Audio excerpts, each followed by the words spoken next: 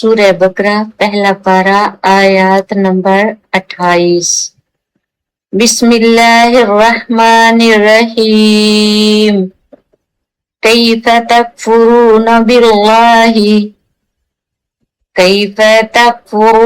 باللہ وکنتم امواتا فاحیاکم ثم یمیتکم ثم یحییکم ثم الیہ ترجعون۔ تم کس طرح اللہ کا انکار کرتے ہو؟ اردو میں ترجمہ، تم کس طرح اللہ کا انکار کرتے ہو حالانکہ تم بے جان تھے، اس نے تمہیں زندگی دی۔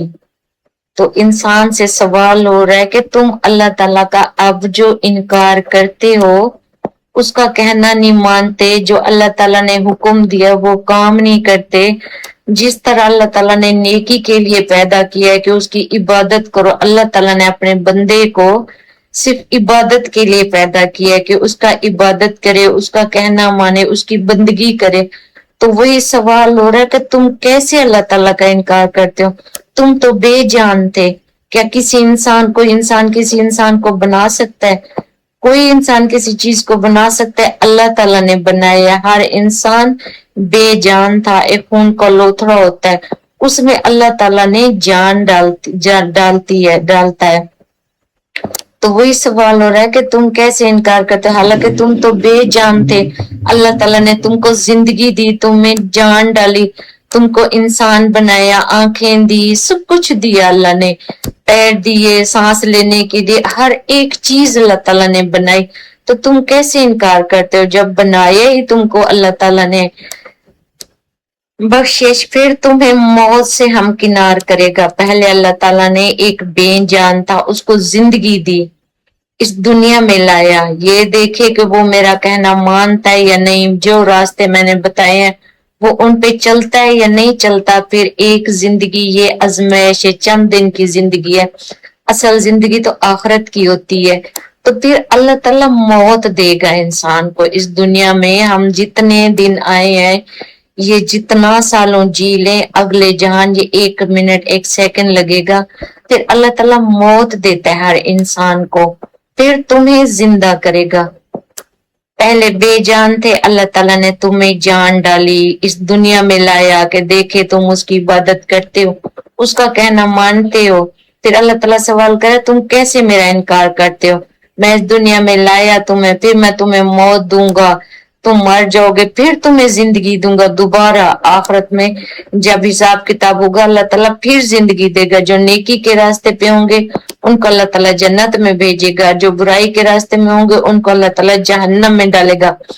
پھر تمہیں اسی طرف لوٹائے جاؤ گے، پھر تم سب اللہ تعالیٰ کے، چاہے کوئی ہندو ہے، مسلمان ہے، منافق ہے، مشرک ہے، اللہ تعالیٰ نے تو سب کو انسان بنایا، پر اب جو بھی فرقے بنے ہوئے سب نے لوٹنا اللہ تعالیٰ کی طرف ہے۔ حساب کتاب اس دن اللہ تعالیٰ نے کرنا ہے۔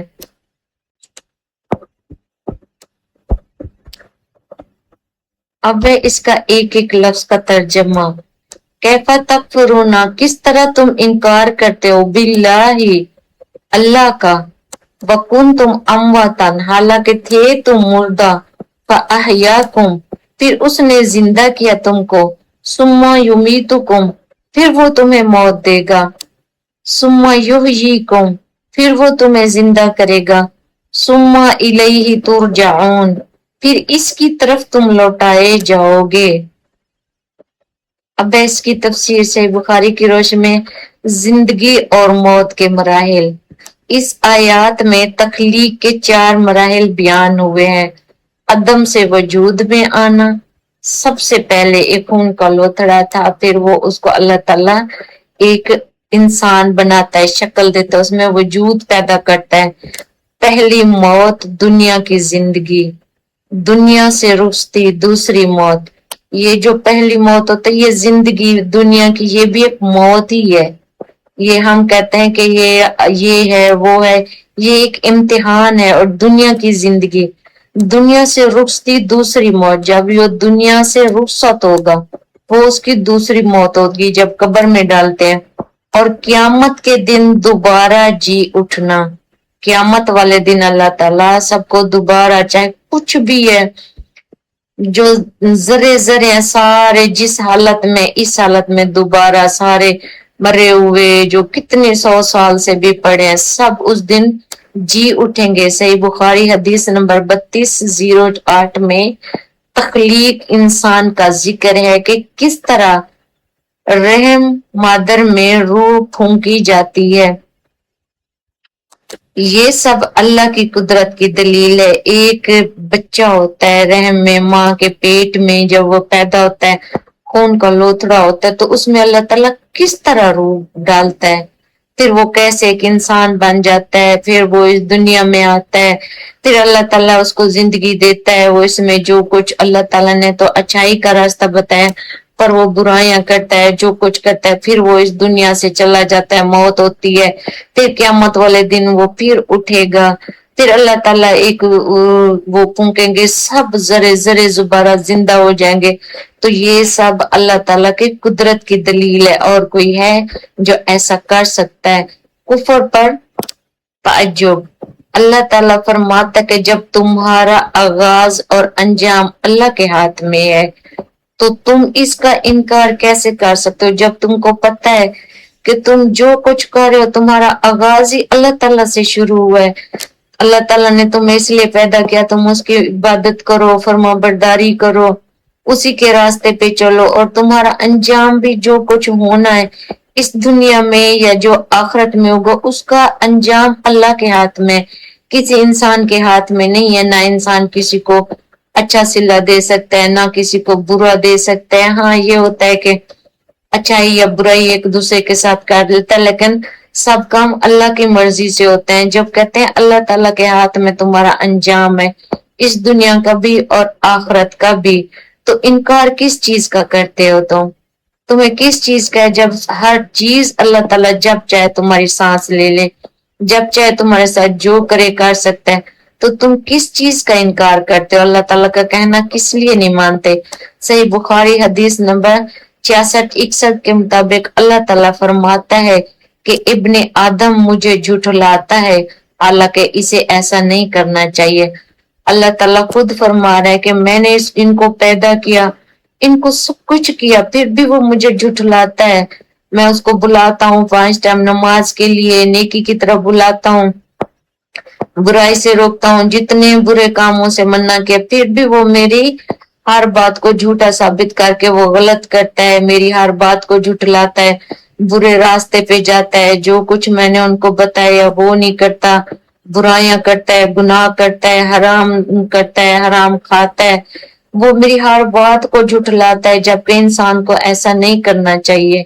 मैंने उसको जिंदगी दी, सब कुछ दिया, उसमें रूह डाली एक खून के लोथड़े से, वो मेरा इनकार करता है और वो कहता है कि अल्लाह मुझे दोबारा कैसे जिंदा करेगा। फिर वो ये भी कहता है, कुछ लोग कहते हैं हम कैसे दोबारा जिंदा होंगे, हमें कैसे दोबारा बनाया जाएगा, तो बस फिर वो ये भी नहीं सोचता कि जब मैं दोबारा जिंदा होगा, कहता है जो होगा हो जाए।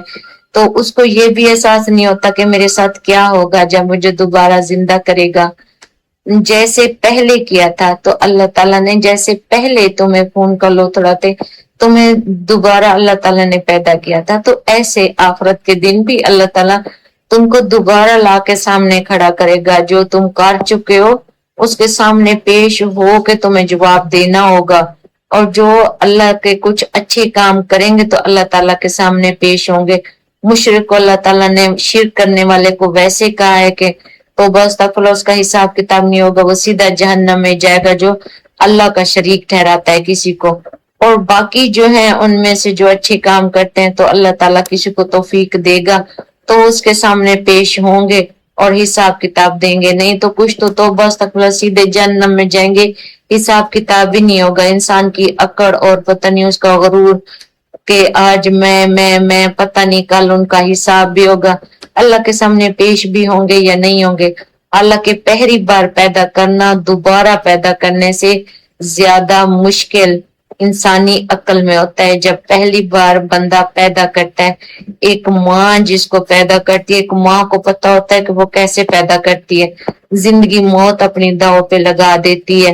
तो इसीलिए कहते हैं पहली बार पैदा करना दोबारा पैदा करने से ज्यादा मुश्किल है।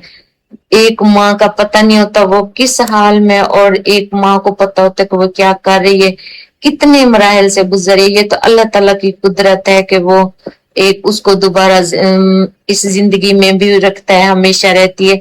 लेकिन जो ये कंडीशन होती है बच्चा पैदा करना, ये मौत से भी बढ़ के होती है। तो कहते हैं पहली दफा जब इंसान पैदा होता है वो बहुत मुश्किल होता है, दूसरी दफा जब अल्लाह ताला उठाएगा वो ज्यादा मुश्किल तो नहीं होगा। लेकिन इंसानी अकल में यही है वापसी की हकीकत, तुरजाऊन, तुम लौटाए जाओगे का मतलब यह है कि हिसाब किताब बरहक है। जब तुम दोबारा अल्लाह ताला की तरफ आओगे जिंदा, अल्लाह ताला तुमको दोबारा जिंदा करेगा, अपने पास बुलाएगा। तुरजाऊन, तुम लौटाए जाओगे यानी वापस आओगे अपने रब की तरफ। तो तुम्हारा हिसाब किताब बरहक यानी सच है, ये हक है कि तुम्हारा हिसाब किताब होगा। तुम्हें एक एक चीज का हिसाब देना होगा, एक एक जरे का, एक पानी भी कतरा तुमने ज्यादा यूज किया उसका भी हिसाब होगा। तो ये तो हक है। बुखारी शरीफ की तालीमात के मुताबिक हर इंसान को अल्लाह के सामने खड़े होना है। हर इंसान अल्लाह ताला के सामने क़यामत वाले दिन खड़ा होगा। तो वो क्या हिसाब देगा? हम जो कुछ कर रहे हैं अल्लाह ताला के सामने कैसे पेश होंगे? जहां कोई तर्जमा नहीं होगा, जो कोई तर्जमा करके या रहनुमाई करने वाला या बचाने वाला या इसको माफ कर दो, इसको छोड़ दो, या किसी को लालच दे के, किसी को पैसे दे के, किसी को किसी रिश्ते का बहाना दे के, कोई रिश्तेदारी जाहिर करके, कोई नहीं होगा जो उस दिन किसी को बचा सके। अल्लाह ताला के आगे जब इंसान खड़ा होगा तो जो अल्लाह होगा या वो होगा, और उसके सारे अमाल होंगे जो उसने इस दुनिया में किए। इसलिए इस लौटने की तैयारी ही असल अक्लमंदी है। जो अक्लमंद है, जिनको पता है हम इस दुनिया में सिर्फ आरजी आए हैं, चंद दिन की जिंदगी है, पता नहीं है हम कितने दिन हैं, जितने अच्छे काम हो सकते हैं हम कर लें, बुराइयों से दूर हो जाएं, चंद दिन की अयाशी जिंदगी, और इसके लिए अपनी आखिरत खराब ना करें। तो उनको पता होता है, वो आखिरत की तैयारी करते हैं, उनको अकल होती है कि हमने ये जिंदगी एक हमारा इम्तिहान है, असल तो आखिरत है।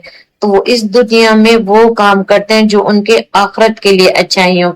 ये नहीं है कि इस दुनिया की सारी अय्याशियां सब कुछ कर लें, बस जब खा खा के हर गलत काम कर करके सो जाओ, गुनाह करो, हराम करो, जितनी चोरियां जिना जो कुछ हो सकता है करो, बस इस दुनिया को जियो, आखिरत को कोई पता नहीं। लेकिन जो नेक होते हैं, जिनको पता होता है हमने अल्लाह के सामने पेश होना है, वो इस जिंदगी को ऐसे गुजारते हैं कि जैसे अल्लाह ने हुक्म दिया है, और वो आखिरत की तैयारी करते हैं, और हर वक्त रात दिन वो आखिरत के बारे में सोचते रहते हैं, चलते फिरते वो कुछ ना कुछ अच्छा करते रहते हैं ताकि हमें आखिरत में इसका सिला हो जाए, सिला मिल जाए, और हमारे आखिरत के कुछ जो अमाल हैं उनमें अल्लाह ताला बेहतरी और आसानी फरमाए।